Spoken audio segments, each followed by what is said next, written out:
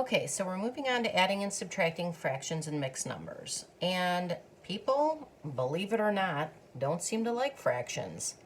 Hard to understand why.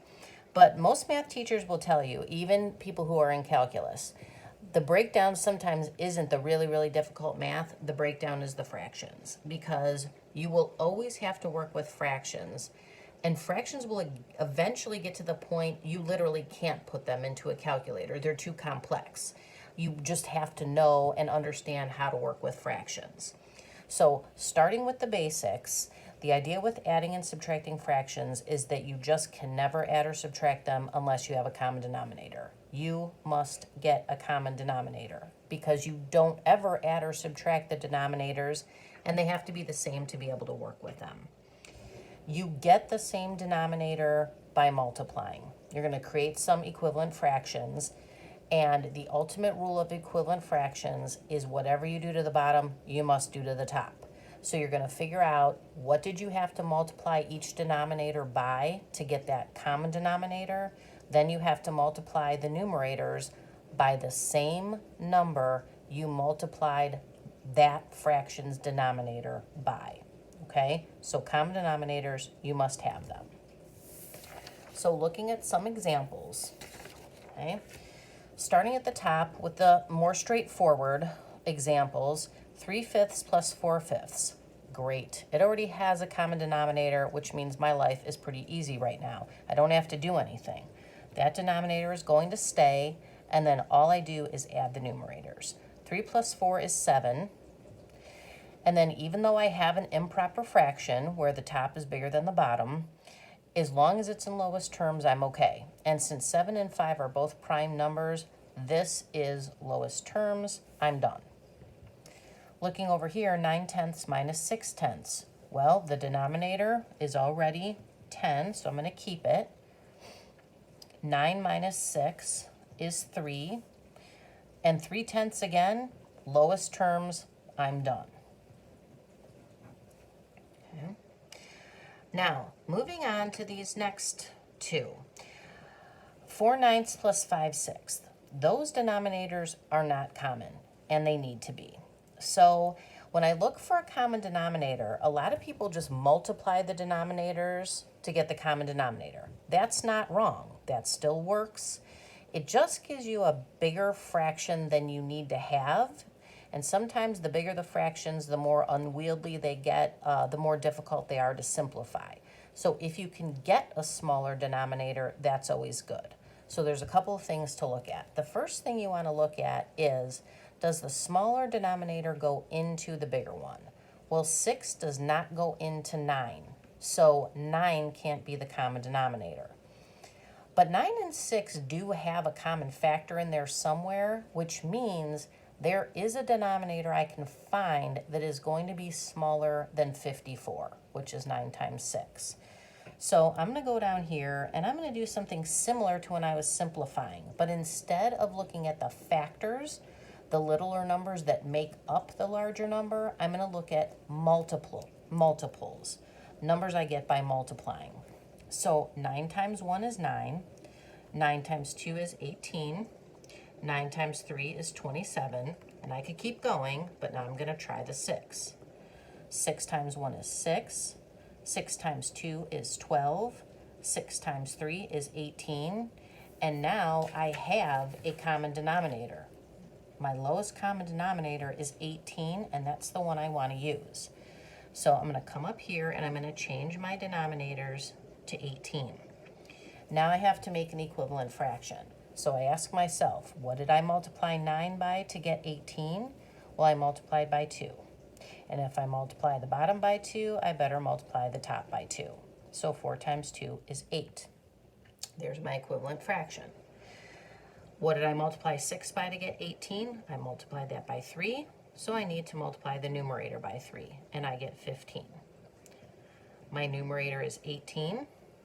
And then I just add, my denominator, is 18, and then I just add my numerators. So 8 plus 15 is 23. 23 is prime, so this is in lowest terms. Moving on. So first thing I do is I ask myself, does 4 go into 18? Well, it does not. But 18 and 4 do have a common factor. Again, it doesn't really, I don't need to know what the common factor actually is at this point. I just know that if there is a common factor, I can find a denominator that's smaller than whatever 18 times 4 is.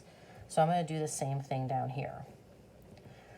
I'm going to find the multiples by multiplying. So 18 times 1 is 18. 18 times 2 is 36. I'm going to look at the 4. 4 times 1 is 4. 4 times 2 is 8. Times 3 is 12. Times 4 is 16. Times 5 is 20. Times 6 is 24. Times 7 is 28. Times 8 is 32. And times 9 is 36. So 36 is my lowest common denominator. So now I make my equivalent fractions. What did I multiply 18 by to get 36? I multiplied it by 2. So I'm multiplying that by 2. What did I multiply 4 by to get 36? 9. So I multiply the numerator by 9. 10 minus 9 is 1. Denominator stays. And again, that's in lowest terms. So now this is easy, pretty much one step unless you have to simplify. This adds another step because you have to get that common denominator. These are going to add another step because we're going to change these mixed numbers to improper fractions. Technically, you don't have to, but we find it's actually a lot easier because regrouping with fractions, carrying the one, borrowing from your neighbor, whatever, it's a lot more difficult with fractions. So if you just change them over to improper fractions, you do get numbers that are a little bit bigger, but you never have to worry about regrouping, and really many, many mistakes are made with the regrouping. So 3 4/5, I just want that to be a fraction with a top and a bottom. So I'm going to multiply the whole number by the denominator and add the numerator. So 3 times 5 is 15, and 15 plus 4 is 19. So my first step is to just rewrite that as an improper fraction. 5/9 is already just a fraction, so I'm good. But now I still have to do what I did up here because my denominators are not the same. So does 5 go into 9? No. And 5 and 9 have no common factors. So that means I'm not going to get a number that's smaller than the product of the two. So my common denominator is just 5 times 9, which is 45. So what did I multiply 5 by to get 45? I multiplied that by 9. If I multiply this by 9, I have to multiply that by 9. So 19 times 9, that's 81. 9 plus 8 is 17. So this is 171 over 45. What did I multiply 9 by to get 45? I multiplied it by 5. So I have to multiply this by 5, and that's 25. So 171 plus 25, 6, 9, 196. So I get 196 over 45. Now this looks like it should be able to be reduced because both numbers are so big. But if I think about the factors of 45, I have 1, 5, 9.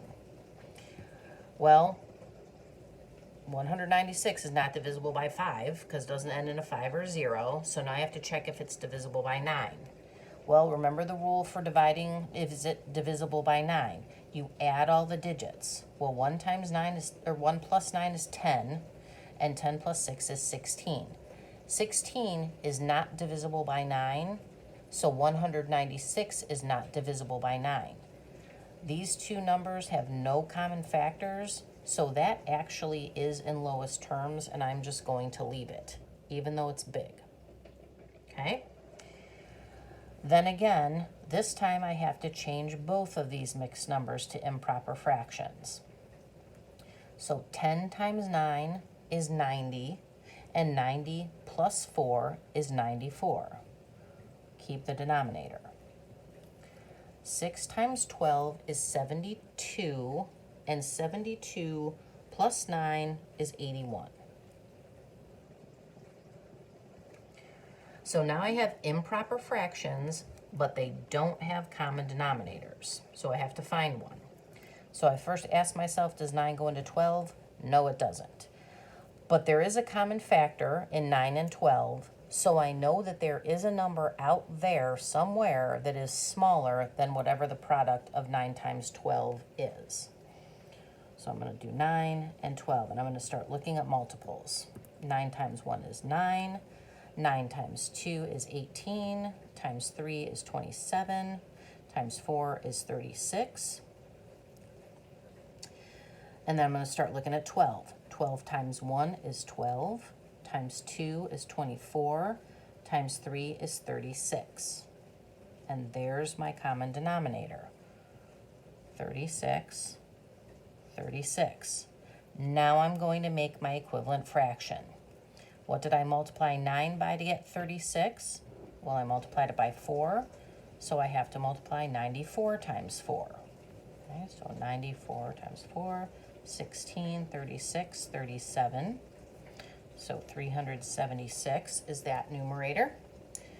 And then over here, what did I multiply 12 by to get 36? Well, I multiplied it by 3. So I have to multiply 81 by 3. 3, 8 times 3 is 24, 243. So now I have equivalent fractions. They're improper. The top number's awfully big, but that doesn't necessarily mean that I'm wrong. So 36 stays the denominator. Now I just subtract numerators. So 376 minus 243. 6 minus 3 is 3. 7 minus 4 is 3. 3 minus 2 is 1. 133. So now I'm going to look and see if I have to simplify. Well, the numbers that I can multiply together to get 36. 1 times 36, 2 times 18, 3 times 12, 4 times 9, 6 times 6. So I'm going to look and see if some of those smaller numbers are factors of 133. Well, 2 is not a factor because it's not even. 5 is not a factor because it does not end in a 5. So now I'm going to check to see if it's divisible by 3 by adding these digits. 3 plus 3 is 6, plus 1 is 7. Well, 7 is not divisible by 3. Since the number itself is not divisible by 2 and 3, it's not divisible by 6. And it's also, since the sum of these digits is 10, 10 is not divisible by 9, so 133 is not divisible by 9. So these do not have any common factors, so this is in lowest terms. And I guess technically the last thing I should have checked is, does 45 actually go into 196? No. And does 36 go into 133? No. So those are in lowest terms. So to sum up adding and subtracting fractions, you must have a common denominator, which you then keep. You never add and subtract the bottom. You have to get a common denominator by making equivalent fractions. How you make an equivalent fraction is you first see what your lowest common denominator is by really seeing what the lowest common multiple is of the two numbers. Then you just ask yourself, well, what did I multiply the denominator by to get that? I have to multiply the numerator by the same number. When you get to mixed numbers, the fraction process itself is no different. You just have to make sure that before you start, you turn any mixed numbers into improper fractions so that you're only working with a numerator and a denominator and no whole number.